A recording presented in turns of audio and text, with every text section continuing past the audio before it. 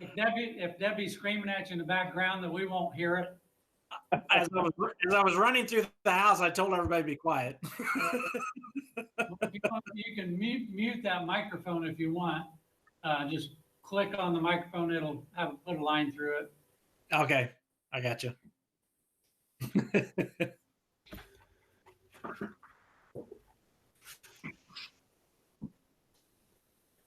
Wednesday night, I'll go sit in the board meeting for the ideas committee, so you won't have to participate. Okay, I'll probably just stay right at the office center because it'll be, we'll probably be run right up there. So I'll just open, I'll just do it from there. Okay, that sounds good. Okay, a minute to go.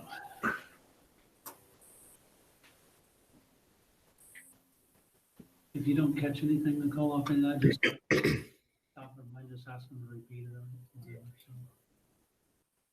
So, I get that from Kathy because she's court reporter, so she reads it.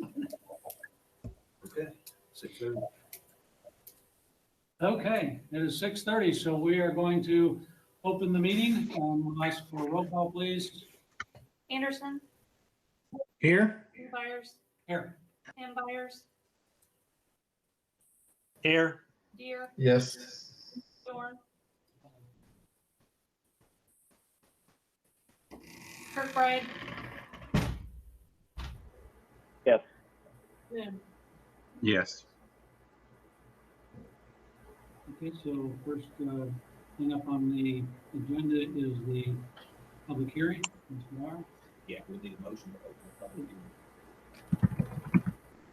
Need a motion to open the public hearing for the intent of the Board of Education to sell the $1,500,000 working cash fund bonds for the purpose of increasing the district's working cash fund.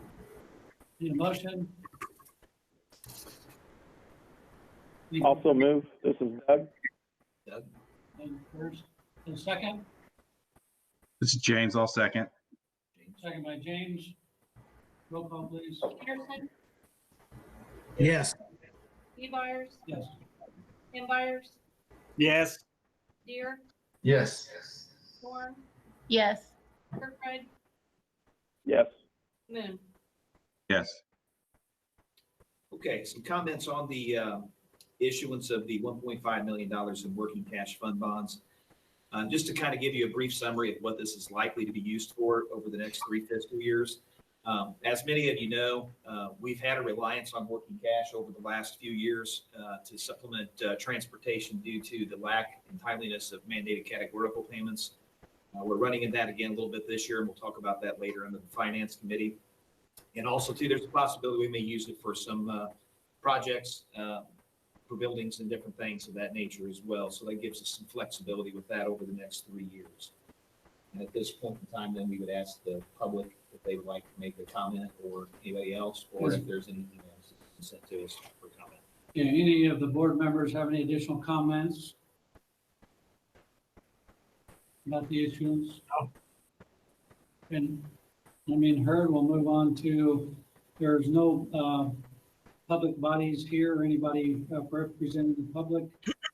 Comments concerning the proposed issuance of bonds. And I'm gonna ask Nicole, did we get any emails of the such asking for any questions about what we're doing? No Okay, comments. so no comments or questions from the public via email, which we gave them that option, so.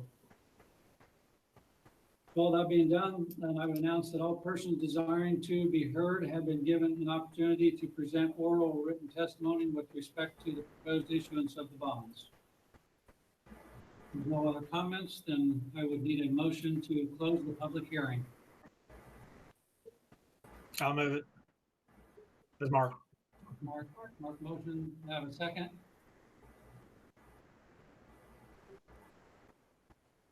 The second, James. James, second. Roll call, please. Byers, Yes. and Byers, Yes. Deer, Yes.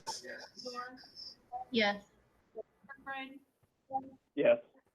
Moon, Yes. Anderson. Yes. Okay, the public hearing being closed.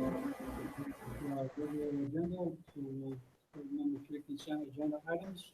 Okay, the consent agenda for this month, we've got the regular and special consent. Also, you'll notice this month that we have the renewal of the IHSA membership with no fee to belong to the IHSA. We also have the renewal for the IESA membership. IESA membership does have a cost every single year. There's a membership fee along with marking down if you wish to be involved in this. Our total for FY21 will be $780. We did not have any FOIA requests from the last meeting to this one, so no FOIA requests this month. Also highlight, take a look here at the cafeteria report for the month of March. We did end in the black, $5,112.98. For FY20, we are still in the red at $15,774.13. We are getting reimbursement on the meals that we are serving on a daily basis. And then, side note, transportation-wise, we also get those miles reimbursed transportation-wise when we deliver those meals each day as well. I will also point out the mandated categorical payments in terms of where we were at in terms of April 16, 2020 and where we're at. So when we did the original budget for FY20, we had 4 mandated categorical payments built into our budget. 1 from the previous year of FY19, and then 3 that we were going to have for FY20. So far, the FY20 portion, we've only received 1 of those 3 payments. So at this point in time, we're $251,626.99 still owed to us in mandated categorical payments. Typically, if you kind of look at the history of this, we typically get the second payment this month sometime. We still have not received that, but it's typical to usually receive that in April. And then the third usually takes place in late June.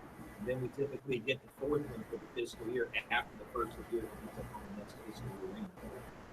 So in terms of mandated categorical payments, I just wanted to point this out because we are now in the 4th quarter of FY20 and we're a little bit behind on payments. Hopefully that gets resolved.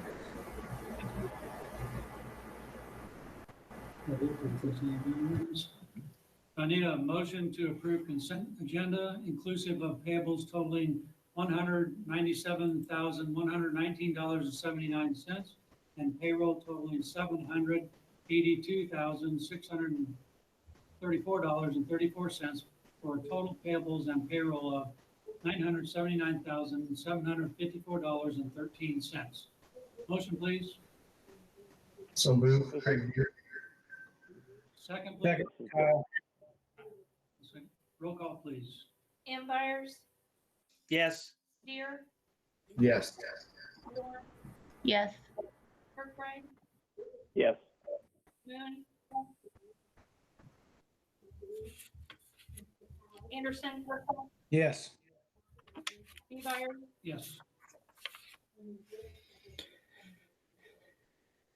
Okay, so number 4, visitors, teachers, we don't have any of those here present. Any emails and anybody wanting to Anybody? comment under this portion?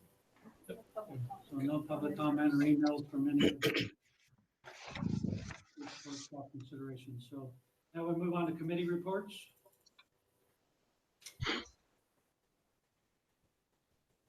Finance. We have the meeting on April Facilities. 1st. Yeah. No, excuse me. Yeah. Facilities, April 1st. We have the meeting.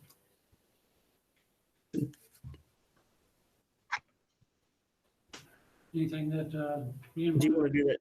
Do you want to do that now, or do you just want to wait for, because everything that we covered at the facility is going to be in my report in a little bit longer. So do you want to cover it now or just do it then? We'll do it under your report. It'll be fine. Okay. yeah, I didn't know if Doug had anything to add from that meeting or anybody else who was there. Or we can talk about it when we go under Jeff's report. Yeah, that'd be fine. Okay. Finance? Yeah, finance, we met on April the 9th on a Thursday morning. We reviewed the 3rd quarter financials and where we're at for FY20. We're pretty much on target at this time when you look at revenues and expenditures. No major glaring things of notice really in any of those 2 areas. We also talked about too, and we'll prove this under personnel later on, but we talked about administrative raises for next year, along with non-union workers in the unit office, along with some substitute pay rates as well that we'll take a look at later under personnel. We also discussed a little bit the new CARES Act that came out of Washington, D.C., and what some of those monies could possibly be used for in the future. And we talked about how meal programs, technology purchases, remote learning infrastructure, counseling for students, either distance mental health programs or counseling, sanitation and deep cleaning, and summer programs to help address learning gaps. We did receive some additional information on this since we did meet in terms of what that application process will look like, but they still have not unrolled that yet in terms of making that available. We also talked about, too, with everything that's been going on in the state with COVID-19, about how that could potentially impact funding, not only for public schools, but also for everything else as we look, with focusing on public schools in terms of our interest on this. We've been told that maybe state revenue projections could potentially lose up to 20% with everything that's going on. I also know, too, that they've talked about, too, for this particular fiscal year, with them delaying income tax. Their payments are going to be later there as well. So those are all things that we're taking a look at. And then we're paying attention, too, to what different counties are doing. We haven't really had any notification from any of our counties that our school district lies in, but there are some counties up north specifically that have been talking about delaying property tax payments. So all those could be revenue factors. And then we've talked about sales tax as well, with some of those payments being delayed. So, and the governor, too, has been on record as saying that budget that was presented in February earlier this year, you can pretty much just scrap that now because of everything that's been going on. We've had to reallocate a lot of resources to fight this COVID-19. I did sit into on a webinar last week, and what we're being told right now at this time, that if we get the same general state aid revenue next year as we got this year, we should consider ourselves to be lucky and that to be a blessing. But at this point in time, there have been no allocations made in terms of what GSA or anything's going to look like for FY21. But definitely with everything that's happened in Illinois and in the country over the last few months, we're going to pay close attention to a lot of this, because this could impact us financially in the future. Anything else for those that were in attendance that would like to add anything?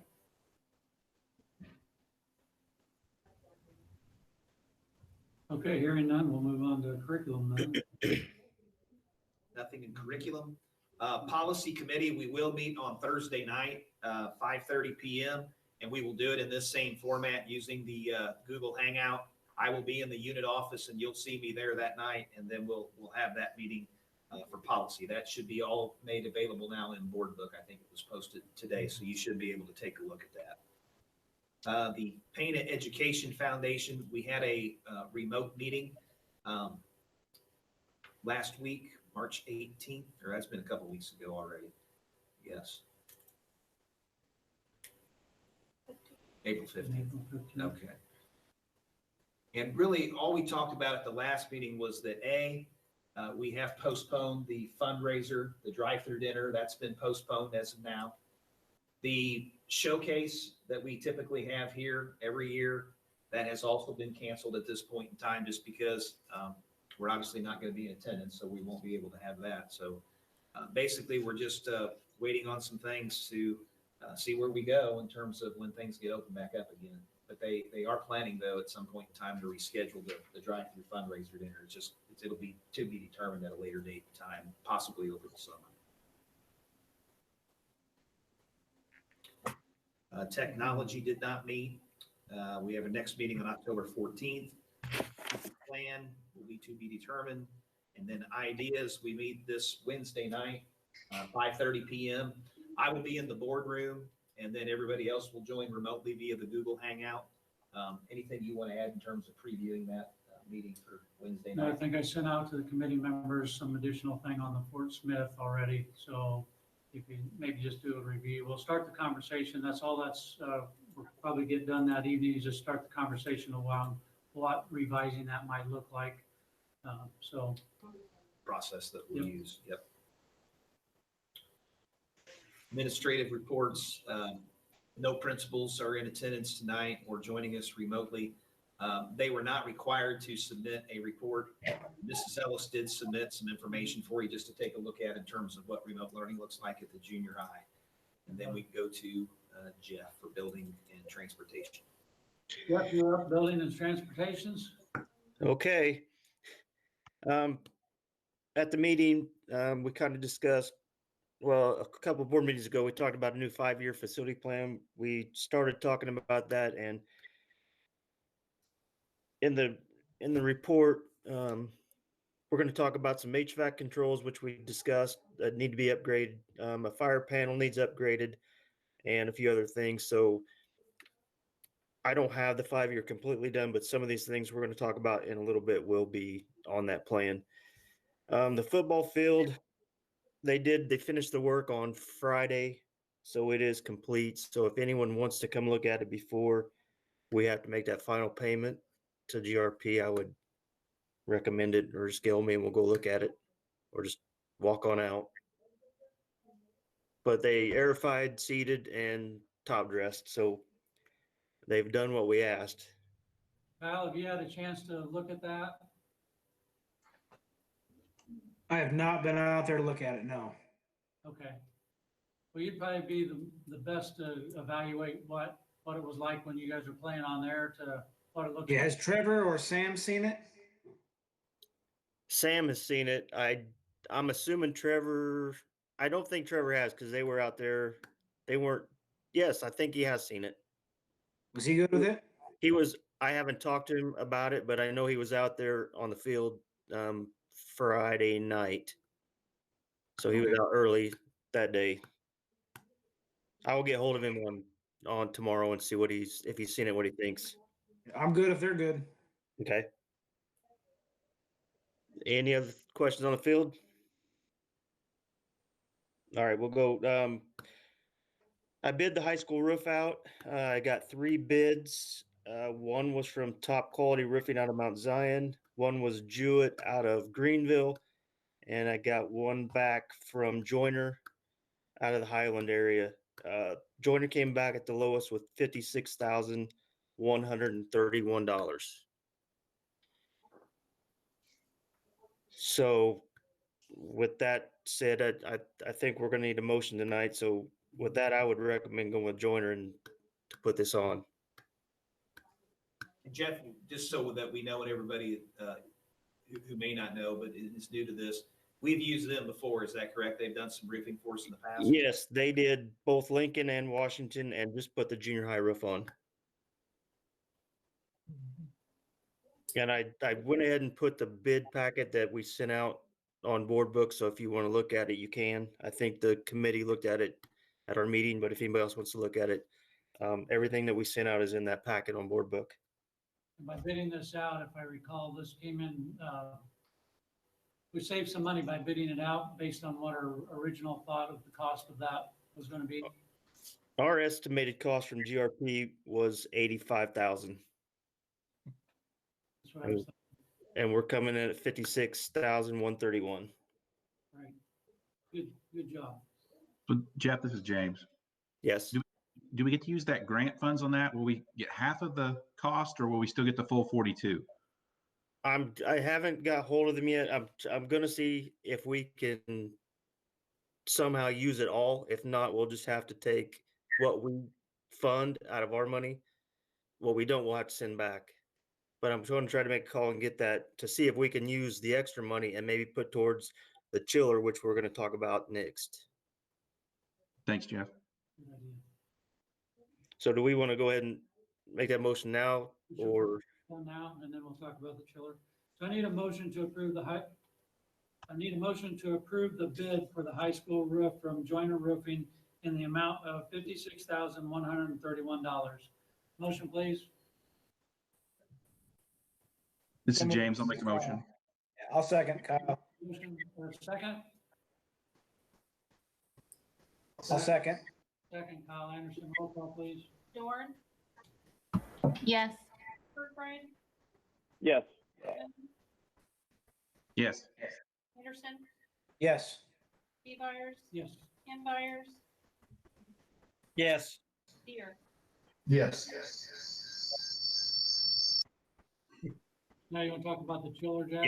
Yeah. So that roof's going to cost us about 28,000 instead of the 56 with the grant money. So let's take care of that. High school chillers at the committee, we had so much things in the 5-year plan coming up as far as controls in high school for the HVAC system and the fire panel and some other things.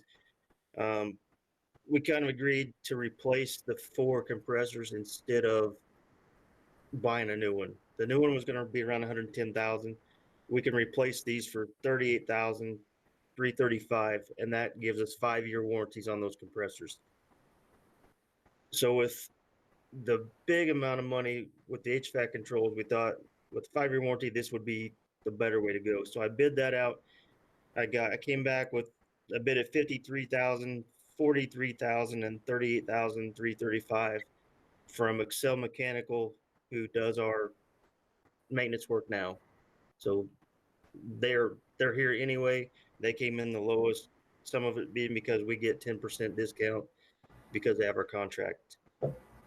So that's what we agreed with the chiller. The small one is going, they got the small one going on Monday of last week.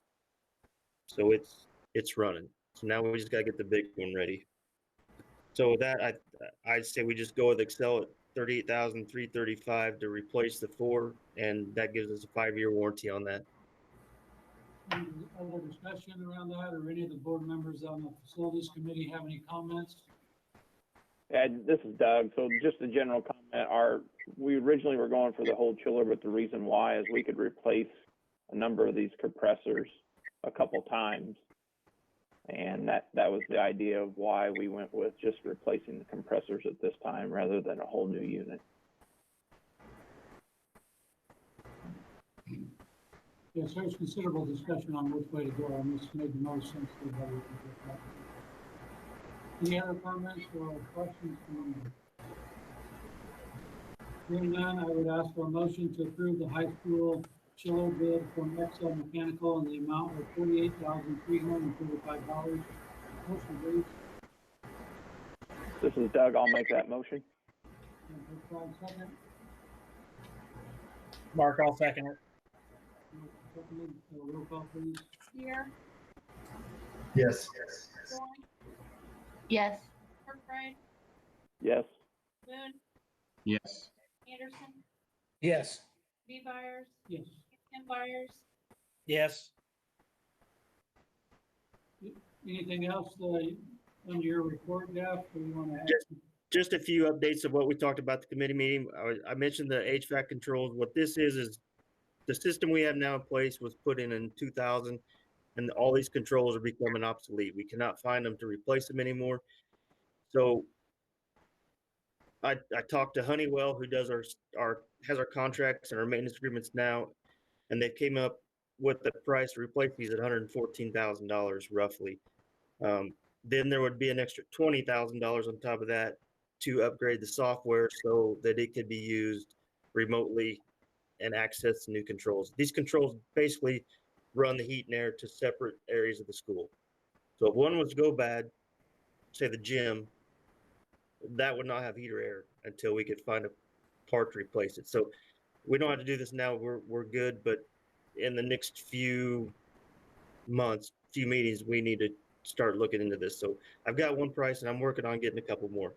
So that's where we're at with that. The next thing we talked about was the high school fire panel. Again, it was put in 2000, and the parts are again becoming obsolete. So I've got an estimate at $16,000 for that. And I think Doug asked about maybe covering that under life safety. I did talk to BLDD and we can do it, but we will need a board motion to have that amendment made. And we can do that next month if we want to go that route, or if we want to just fund it another way. So I'll bring that up next month in May. Any general, Yes. I was just going to ask for any general discussion on that. I know the committee had talked about 16,000 for the sake of making sure that that's a pretty important thing, fire control panel. We thought we'd pretty much all agreed to move ahead forward and move forward with this, and go ahead and probably get that approved as soon as possible. I'll let other board members over there chime in or make comment. Yeah, at 16,380, we're not probably gonna get, it's from Johnson Controls, and they will be in our building on Tuesday of next week doing the fire alarm inspection. So if we want to go ahead and start working on that, get that done, we can do that next week. Jeff, correct me if I'm wrong, but this is the same system we have in the junior high as well. That was part of the reasoning as we talked about. We're talking about the fire panel, right? Is that what you were asking about? Yes. Isn't that correct? Yeah, we just put a new one in at the junior high 3 years ago, 2 or 3 years ago. I wasn't here. It was going in when I came in. So it's been updated. So it's the same company, everything. It just needs update. It's been 2000. That's 20 years old. So 16,388. I don't think we actually need a motion on that, but Mr. Bauer can tell me if I'm wrong, but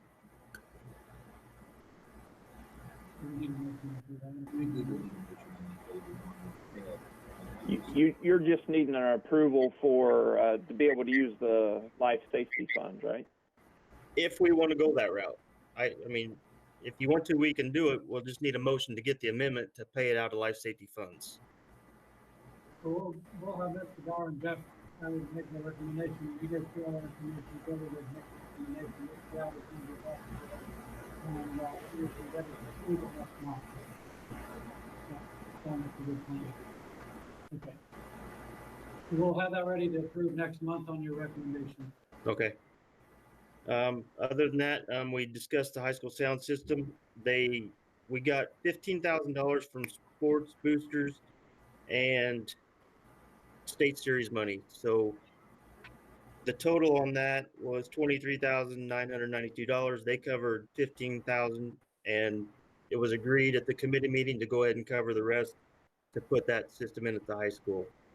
So we're going to be covering around 9,000 to get it into the high school, and then the old system we will take to the junior high and put in there, and that's going to be another 5. So we're going to be covering around 14,000 of it, and sports boosters and state series will cover the rest. So that was kind of agreed upon at the committee meeting to go ahead and do that. Any other board members have any questions about that process? Basically, we're going to upgrade both sound systems in both buildings for not too much money. No other questions or comments? Then anything else, Jeff? Something in the transportation? Yeah, transportation. All I got is we're up to 200 meals delivering every day. That's where we're at right now for deliveries.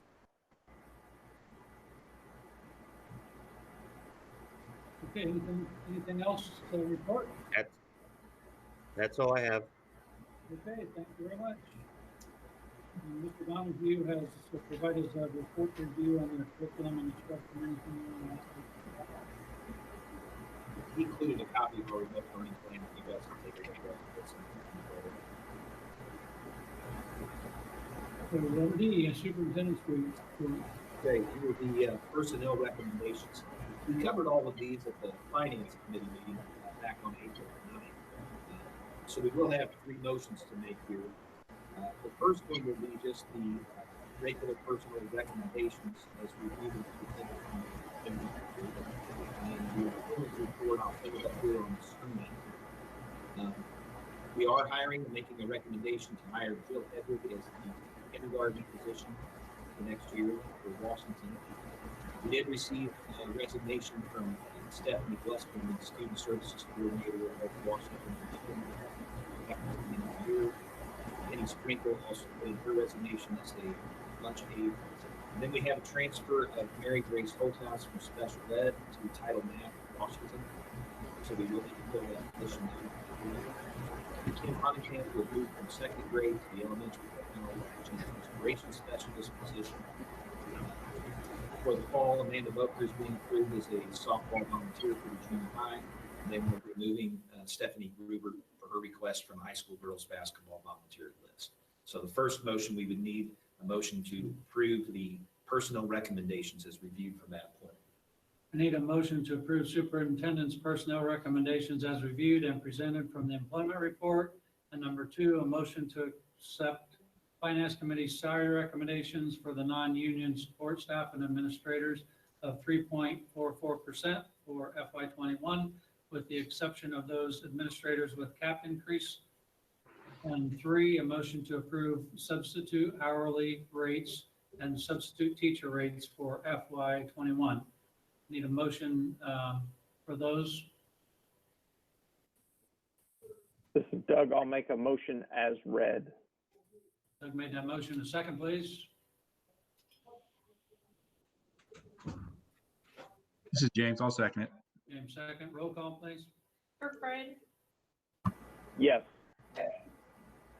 Yes. Anderson, Yes. B. Byers. Yeah. Ken Byers. Yes. Deere, Yes. Dorn. Yes.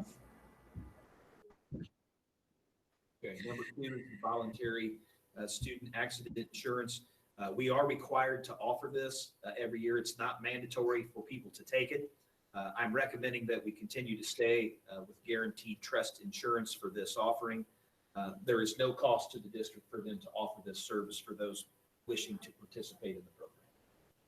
I need a motion to approve the renewal of guaranteed trust insurance as a provider of voluntary accident coverage. Motion, please.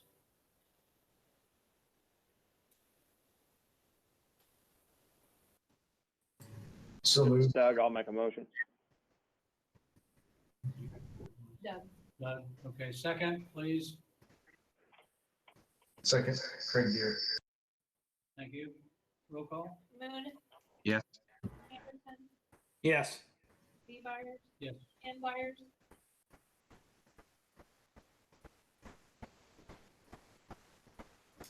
I guess you said my name. It's cutting out so bad, but yes. Deere, Yes. Yes. Dorn, Yes. Kirkbride. Yes. A Go Solutions contract for 2021. The Go Solutions Group Incorporated, they handle and assist us in the gaining for the Medicaid eligible reimbursable services for our students who receive medication services that are covered from the qualified professionals. And I recommend that we continue to renew this agreement. The rates that we will see for FY21 are no higher than what we saw for FY20. So there's no increase in price to us for the service. Okay, good deal. So I need a motion to approve the renewal of the Go Solution Service Agreement for the 2020-2021 school year. Motion, please.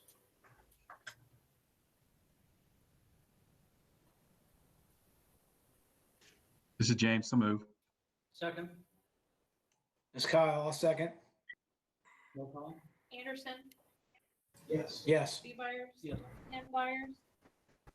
Yes. Deere, Yes. Dorn, Yes. Kirkbride, Yes. Moon. Yes. Okay, District FY21 checking depository. The Finance Committee reviewed information that was presented from People's Bank and Trust at our meeting. I'm making the recommendation that we continue with People's Bank and Trust for the district's checking depository for FY21. We do not know at this time what interest rates or anything will look like at this time because there has been a lot of volatility in the banking and financial markets at this time. So that'll be determined at a later date. We can negotiate that later. But just so that we have in place that this will be our depository for next year, we can go ahead and make this approval here tonight.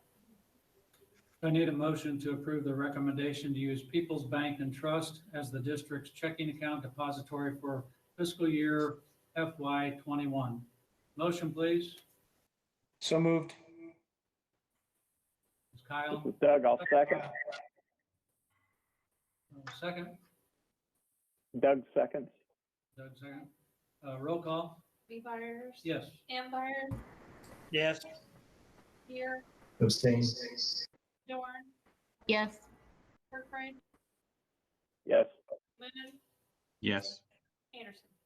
Yes. Then under the MPT special education report, we'll have another meeting on Wednesday of this week We have the meaningful and timely consultation tomorrow at the unit office in the morning for those that wish to participate in that. They've had invites sent to those people who wish to come and be involved with that. Mrs. Suey will be at the unit office tomorrow morning.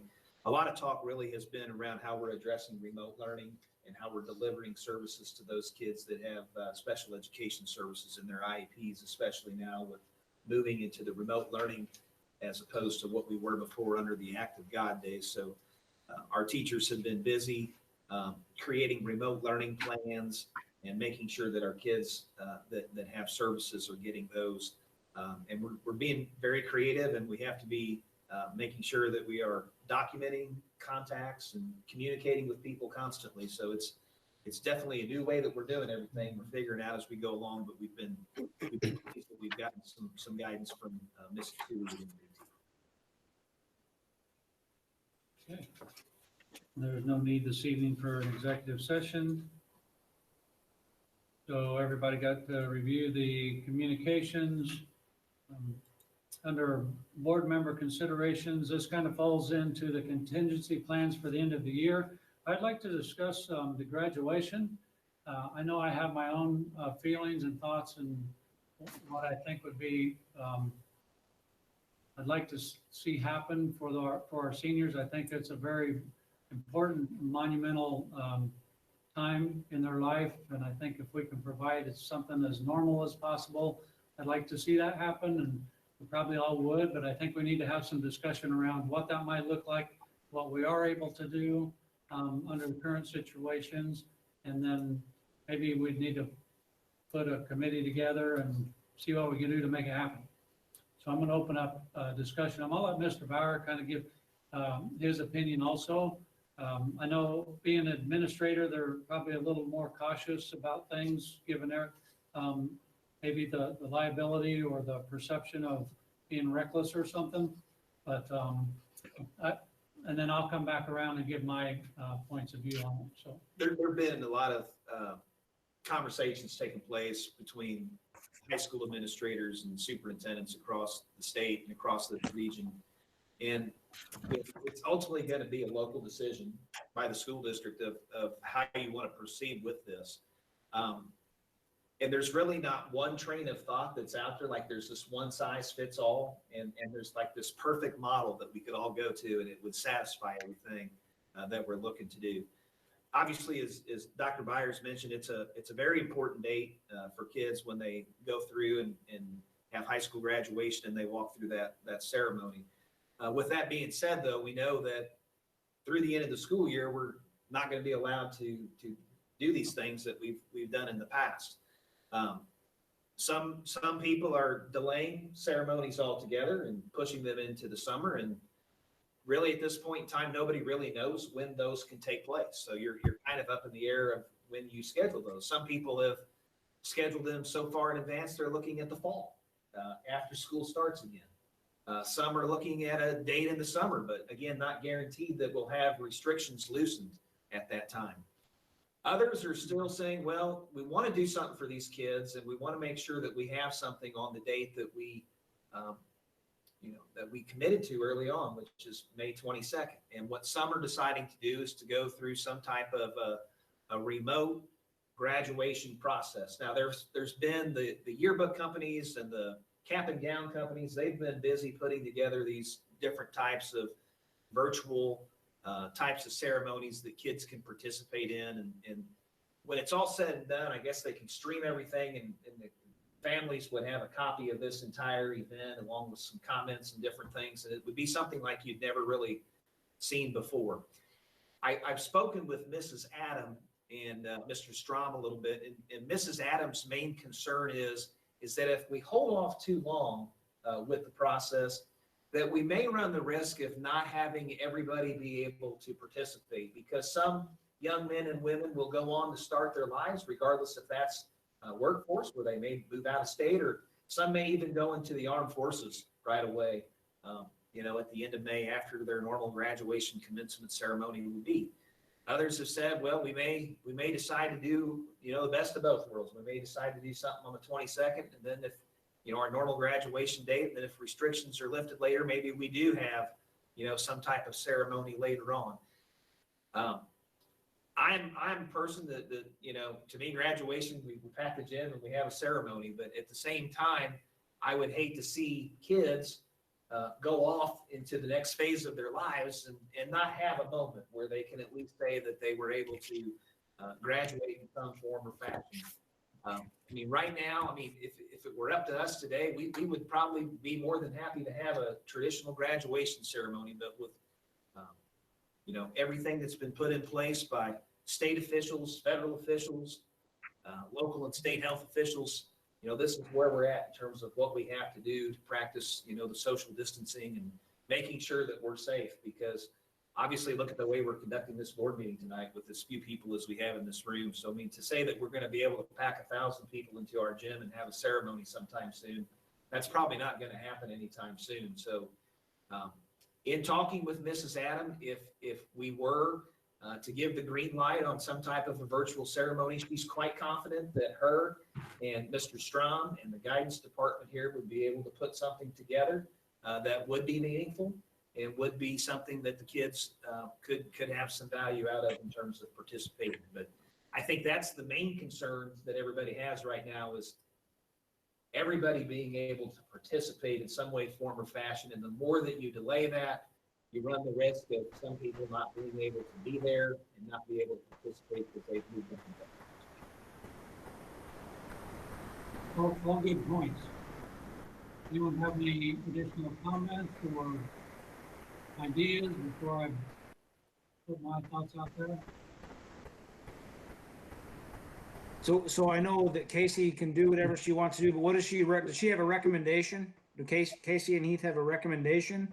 Or Mrs. Adam at this point in time she is hesitant to put this off into the future for quite a while, because again, her main concern is too, those people not being able to participate, we may move on to the next phase of what they're going to do.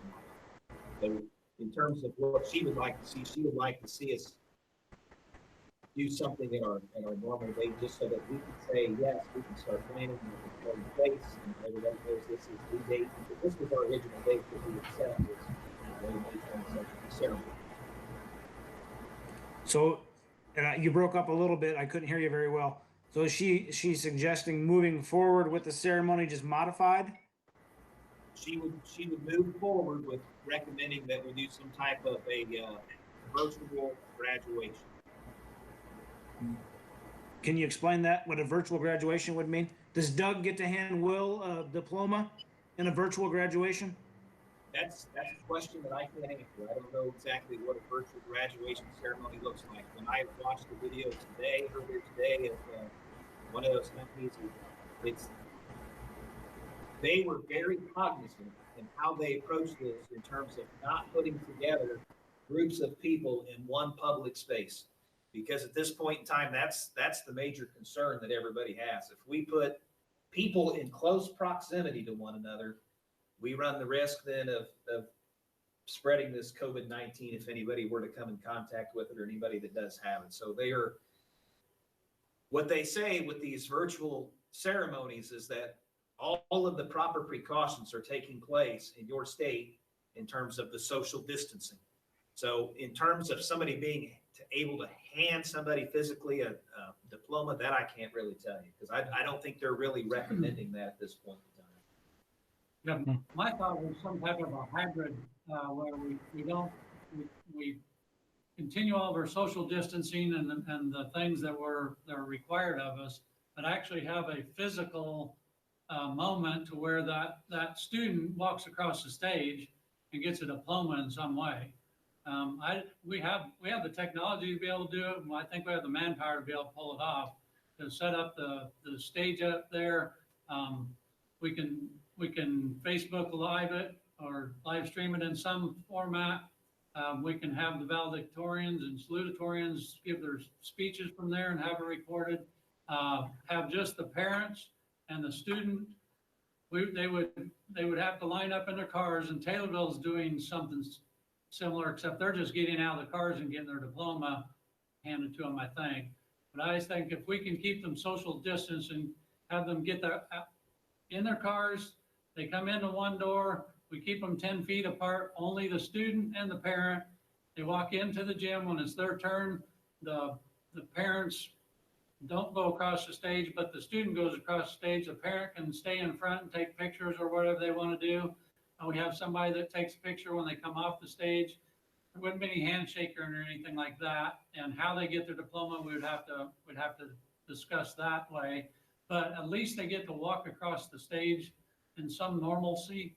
And then they would go out the back door, the side door, get in their car and go home, or put on their phone the Facebook Live to watch the rest of their classmates walk across the stage. But some form of that, I think we could pull off, and it would be as close to a physical graduation that we can probably provide. But I don't know what everybody's thoughts are on that. I think the manpower keeping them from congregating and making sure everybody stays 10 feet apart, and I think we have the personnel to be able to do that. And we can probably also have the police here just in case something can get out of hand. I don't know. We haven't done anyway. So. Any comments from other board members? I'd like to hear like Doug's thoughts, since he himself as a parent has a student that is missing out on this. What would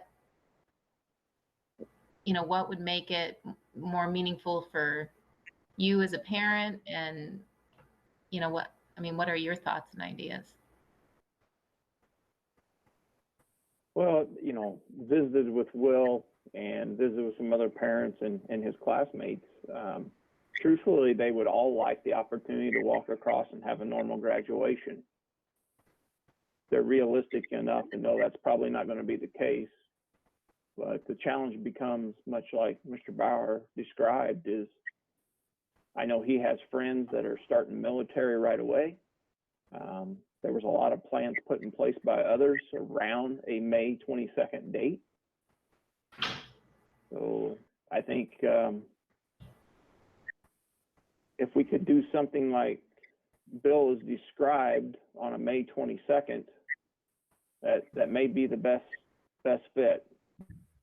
We're not going to keep everybody happy, unfortunately, and this isn't going to be the best of the normal experience, but I think it is going to be critical to have some type of experience for them. And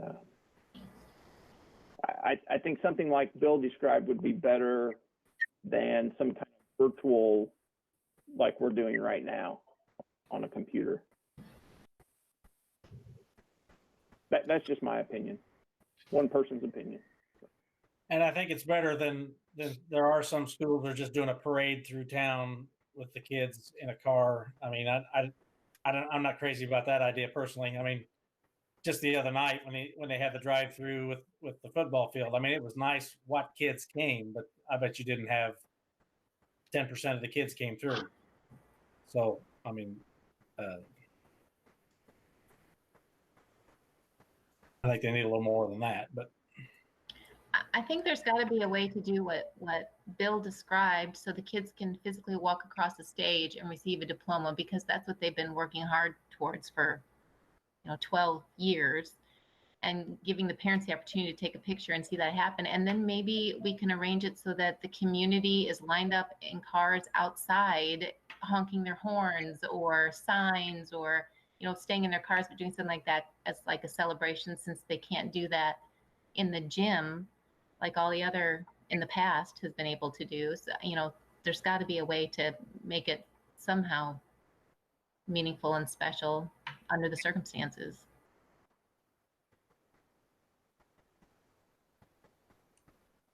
Any other board members have any comments or suggestions? No, what is the drop dead date of the plan? Because I mean, right now we're talking about the way things are today. 22 or 32 days later from now, things will be different. I'll probably be able to get my hair cut again. now you're getting pretty shaggy there. Yeah. But things will change between now and then. So how do we adapt to that? And I agree with Dr. Bill, and I would love to see the kids walk across the stage. I'd love to see Doug give Will his diploma. That's special time. whether anybody's there to see it or not, I think it's a special time. So I would say we could push. I mean, and I really, outside of us, I think Casey's input is more important than ours as to how she wants to do it, whether it be maybe even at the football field where social distancing may be a little easier. We've got an awesome scoreboard that can blow things up pretty big. I don't know, but I'd like to see the kids walk across the stage for sure. So why don't we put together like this, committee with Mr. Bauer, Ms. Adam, maybe myself and whoever, and maybe Doug, since he's a parent, and maybe some teachers, because we'll probably need to enlist some teachers to be able to help us with some of the controlling the flow of things, and see what we can come up with to give them as much of a real experience as we can. So everybody in agreement? I mean, we don't have to decide tonight what that's going to be, but we can let that committee kind of put that together and see what we can come up with. But I think the main thing we probably need to point out tonight is we're looking at May 22nd. Yes, I agree with Casey. I think May 22nd, everybody's planned around that already. I think we need to keep that date, and whatever it is we have, I think we need to have it on that date. So I agree. I would agree. Okay. So everybody's in agreement with that. So whatever we end up doing, it will take place on May 22nd then. And to Kyle's point, it could be by May 22nd, there could be a little more easing of what is allowed. So the more contingency there that we would be able to maybe have a few more people there or whatever, we can adapt to that. But based on what our current rules are right now, I think that's on what we should kind of plan around and make it work to where we can let them walk across stage and get a diploma. So we will do that. I'll let Mr. Bauer talk to Miss Adam, and we'll figure out a time we can start getting that planned. Any other contingency plans that you want to bring up as far as end of year stuff now that? No, we're still looking at our normal calendar. Nothing has really changed. May 29th is still earmarked for the last day of remote learning. We need to put together plans in place, though, in terms of how we're going to get student possessions that they may have in their desk or lockers back to them. We're also going to have to make plans on how to collect materials from them if they have any books or Chromebooks, things like that. We do have an admin meeting tomorrow at 1 o'clock in the afternoon, a remote meeting that we'll have in which we'll start laying the groundwork to address some of those end of the year types of things too. We've got to get teachers back here to kind of get their rooms in order too, and we'll have to logistically do that. So we're still practicing distancing and all those things as well. So the plan that was put in place initially continues on through the end of the year. There's Yes. it's not been adapted or changed. No, in any the way. remote learning will continue on. Nothing's been changed. No additional or further guidance from ISB has been given. It's just we're having a mandatory closure with remote learning through the end of the year. For us, it's just making sure that we have everything, all of our plans in place to close down the school year like we normally would as well. Have they given the teachers the how to move forward? Just is everything based off the third quarter as far as grades and all that? At this point in time, with grades and assessment, anything that they do during remote learning is not supposed to hurt them in any way, shape, form, or fashion. It's only designed to help them. Now, I think what a lot of people need to understand is that during remote learning, you still need to be turning, if you're a student, you still need to be doing work, turning in work and checking in with your teachers. This isn't a free pass to not do anything because then you could possibly receive an incomplete for not doing any of the work or the assignments. But it's not really so much on compliance. It's more so focused on learning and checking in and making an attempt at this point. Yes, to your point though, letter grade wise reverts back to the third quarter. So are there ways that, because I know that's happening out there, where some of the students are just falling through the crack. They don't have the support and stuff. Is there anything that we have within our control that we can help in that? Or well, we are conscientiously making student contacts, parent contacts.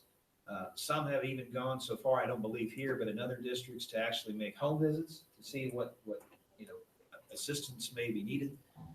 But at this point, for those that are not participating as much as they should, we are making those contacts and documenting all of that on a daily basis. So that if we get to a point where an incomplete would have to be assigned, it wouldn't be a surprise because we've been in contact with those students and with those parents the entire time. How will the semester grades be figured in the high school? Semester grades at the high school, then you're basically looking at third quarter grades. And then if you look at the semester grades, it's not going to be any worse than what it was third quarter. So what they do up to this point now, fourth quarter and beyond, and you're probably not going to see final exams this year either. I would go on a limb and say that because of everything that's been going on. So, I mean, you're only going to see people with the opportunity to improve what they were able to do third quarter. And Mrs. Adams has got a plan for that, and I think she's put that out. So you may want to take a look at that plan that she's put out. I believe it's been posted on Apple. So just want to clarify that, how that's working. So in the third quarter, I get an A, right? In this in this time right now can't hurt me. So I do nothing, or I do very little. And then I still get an A for my semester grade, which counts toward my GPA that sticks with me forever. That's going to be determined by that particular instructor and teacher at that time. If that individual student has done enough to justify what they're looking for in terms of the requirements for the work for the fourth quarter. So really, if that student is showing effort and they are completing things, then yes, they're probably going to maintain. But if they're not doing anything at all or on that low end, then you could possibly see that an incomplete. And how an incomplete, that's the $1 million question and what we're still trying to figure out. It's how are we going to address incompletes? Because if you're not doing something now and you've got a lot of flexibility with your schedule right now on how you do things, because I don't likely see that you're going to have any kind of summer school probably until August, if I had to guess, when things may be opened up and back to normal. And if we even go that route, because who's to say that not everybody would qualify for summer school this year with everything that we've been through. So these are all good questions that we'll be talking about tomorrow. Yet. I got you. So even if you're doing C type of work in the fourth quarter, it's not incomplete, but it's C caliber work, you're still going to get an A towards your GPA because it can't be any worse. Likely so, because you're still participating in remote learning. Gotcha. That's mandated by the state. That's the recommendations that ISB's put out and the guidance that they've put out and how to handle grading and assessment. We're not to try to hurt kids. Really, the main thing is we just want to make sure we focus on learning and checking in with them to make sure that they've got what they need in terms of shelter, food, safety, all those things that, we really provide for kids on a day-to-day basis. But if that student has a B, let's say a B in the third quarter, and they're doing great work in the fourth quarter to get an A, let's say, all right? I mean, so their semester grade, which is what counts toward their GPA, how do we determine that grade? I'm not trying to hammer down, I don't need an answer right now, but that's an important question. I think it's still struggling trying to answer that. I don't know that anybody has an answer. Yeah, we hop on these phone calls every single day. I think that's the $1 million question everybody's still trying to figure out is, okay, what that's all going to look like in the very end. We've been told that grades and assessment in the fourth quarter, they can only help a person. They cannot hinder a person. So with that guidance being given, I would say, go out on a limb, that if I'm doing a really great job, I could probably improve on where I was at. I'm just not going to be any worse or fall below where I was at before. Okay.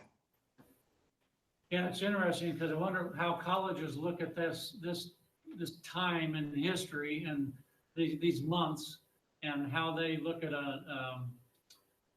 kids coming into the school when they look at their transcripts on that. So how they assess that time, but they're in the same situation, so I'm sure everybody's going to be evaluating that based on knowing. Speaking of college, have we heard any more about the SATs? Are they going to have the juniors this year take them sometime next year, or are they just dismissing that? Do you know yet? The only thing that we've heard of Mr. Donahue got some information from ISB is that they will more than likely, juniors be given an opportunity to take that next fall when they're seniors, the SAT. They still haven't set a date or anything on when that would be or what that would look like, but that's kind of the contingency plan that they've put in place. Any other questions, comments? Hearing none. Any other topics that any board member wants to bring up at this point? I would just like to say that I think our staff is doing a fantastic job with our kids. Just from my point of view as a parent, the junior high teachers have done a great job with the work that they're assigning. They're not doing anything new. It's all been review, things that they've already done. They haven't introduced any new technology that we're trying to figure out. All of it's been the same. The high school, the teachers have been doing a lot of Google Meets with the kids to keep in touch with them. Junior high has too, for that matter. The work has been, doable. She's able to do fine on that. I think the teachers are just doing a great job, and from the lower grades, they're doing a really great job with those kids too. So I just want to commend them for all their hard work. They're doing a great job.